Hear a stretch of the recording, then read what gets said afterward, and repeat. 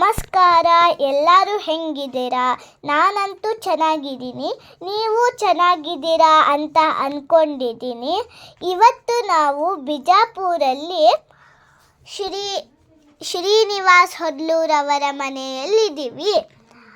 ಶ್ರೀನಿವಾಸ್ ಹೊದ್ಲೂರವರ ಮನೆಯಲ್ಲಿ ಒಂದು ಚಂದ್ರಲಾ ಪರಮೇಶ್ವರಿ ಗುಡಿ ಇದೆ. ಆ ಚಂದ್ರಲಾ ಪರಮೇಶ್ವರಿ ಸನ್ನತಿ ಒಳಗಿದ್ದಂತಹ ಚಂದ್ರಲಾ ಪರಮೇಶ್ವರಿ ಇಲ್ಲಿ ಹೆಂಗೆ ಬಂದ್ಲು ಅಂತ ಒಂದು ಕತೆ ಇದೆ. ಅದನ್ನು ನಾನು ನಿಮಗೆ ಹೇಳ್ತೀನಿ, ನೀವು ಕೇಳಿ. 50 ವರ್ಷದ ಹಿಂದೆ ಹೊದ್ಲೂರವರು ಒಂದು ಹಳೇ ಮಣ್ಣಿನ ಮನೆಯನ್ನು ಖರೀದಿ ಮಾಡಿದರು. ಆ ಹಳೆ ಮಣ್ಣಿನ ಮನೆಯನ್ನು ಬೀಳಿಸುವಾಗ ಒಂದು ಕಪಾಟಿನಲ್ಲಿ ಒಂದು ಸಣ್ಣ ಕಲ್ಲಿನ ಗುಂಡಿಗೆ ಅರಿಶಿನ ಕುಂಕುಮ ಹಚ್ಚಿದ್ದನ್ನು ನೋಡಿದರು. ಅದನ್ನು ಇದೇನೋ ಸುಮ್ಮನೆ ಕಲ್ಲಿನ ಗುಂಡು ಅಂಥೇಳಿ ಒಂದು ಕಡೆ ಇಟ್ಟಿದ್ರು.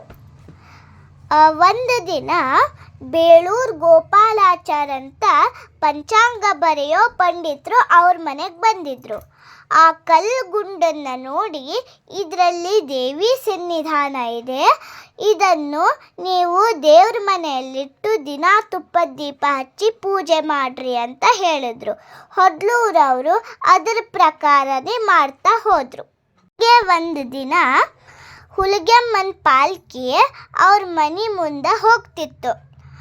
ಆ ಹುಲಿಗೆಮ್ಮನ ಪಾಲ್ಕಿ ಅವ್ರ ಮನೆ ಮುಂದೆ ಬಂದ ತಕ್ಷಣ ನಿಂತು ಬಿಡ್ತು ಅಲ್ಲೇ. ಹುಲಿಗೆಮ್ಮ ಆ ಪಾಲ್ಕಿ ಹೊತ್ತವ್ರ ಮೈಯಾಗ ಬಂದು, ಈಕಿ ನನ್ನ ತಂಗಿ, ಈಕಿಗೆ ಚಳಿ ಆಗ್ಲಿಕತ್ತದಂತ, ಯಾಕೆ ಈಕಿಗೆ ಹಾಗೆ ಕೂರಿಸಿರಿ, ಈಕಿ ಚೆಂದಾಗಿ ಸೀರೆ ಉಡಿಸಿ ಪೂಜೆ ಮಾಡ್ರಿ ಅಂತ ಹೇಳಿದರು.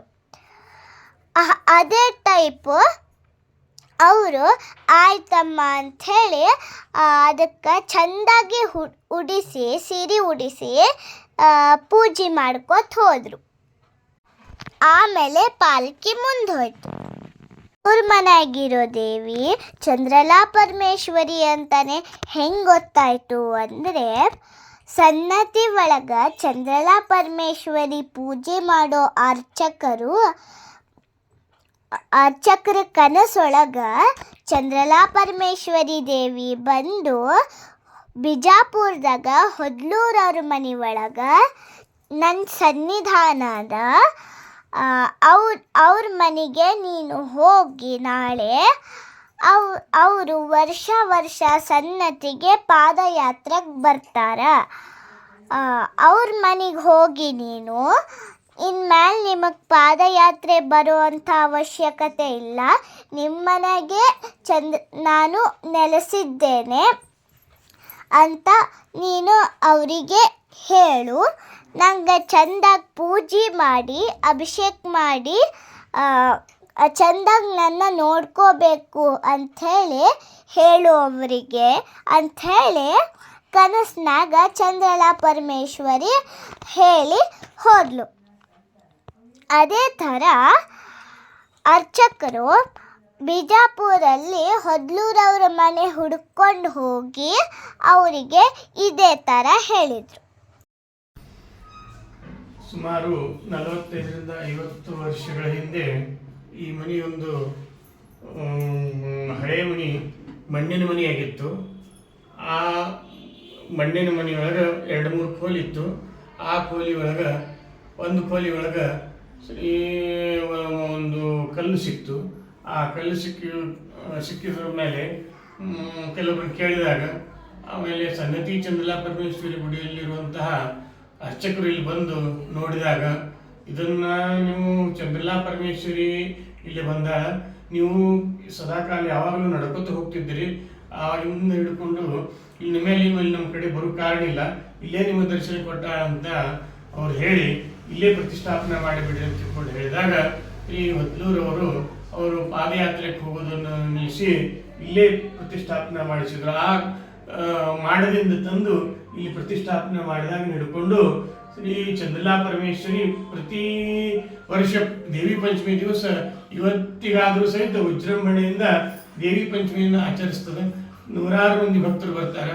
ಅವತ್ತು ದೊಡ್ಡ ಮಂಗಳಾರತಿ ಇದರಿಂದ ಮಹಾಪ್ರಸಾದ ಆಗ್ತದೆ. ಅದಕ್ಕೆ ಇವತ್ತಿಗೂ ಸಹಿತ ದಿವಸ ಪೂಜೆಯಾಗಿ ಶ್ರೀ ಚಂದಲಾ ಪರಮೇಶ್ವರಿ ಸನ್ನಿಹಿತಳಾಗಿದ್ದಾಳೆ ಅಂತ ತಿಳ್ಕೊಂಡು ಪ್ರತೀತಿ ಇದೆ. ಅದಕ್ಕೆ ಚಂದಲಾ ಪರಮೇಶ್ವರಿನ ಎಲ್ಲರೂ ಬಂದು ದರ್ಶನ ಮಾಡಿಕೊಂಡು ಒಬ್ಬರು ಹೋಗ್ತಾರೆ. ಇದು ಮಹಿಮೆ. ಮತ್ತು ಕೆಲವು ಸೂಚನೆಗಳನ್ನು ಕೊಟ್ಟಿದ್ದಾರೆ. ಬಳಿಗಳು ಸಿಕ್ಕಾವ. ಆಮೇಲೆ ಯಾರೋ ಒಬ್ಬರು ಗೊತ್ತಾಗಲಾರಂಥ ವ್ಯಕ್ತಿ ಶ್ರೀ ಹೊದ್ಲೂರವರಿಗೆ ಬಳಿ ಮತ್ತು ಸೀರೆ ತಂದು ಕೊಟ್ಟಂತ ಒಂದು ಪ್ರತೀತಿಯೂ ಇದೆ. ಅದನ್ನು ಈಗಾದ್ರೂ ಸಹಿತ ಎಷ್ಟೋ ವರ್ಷ 50 ವರ್ಷ ಹಿಂದಿನ ಕಾಲದಲ್ಲಿ ಕೊಟ್ಟಂತಹ ಸೀರೆ ಬಳಿ ಸಹಿತ ಇನ್ನೂ ಸಹಿತ ಒಂದು ಜೋಪಾನವಾಗಿ ಮೇಲೆ ಇಟ್ಟಿದ್ದೇವೆ. ಅದನ್ನು ಸಹಿತ ತಾವು ನೋಡ್ಬೋದು ಯಾವಾಗ ಬಂದಾರು ಸಹಿತ.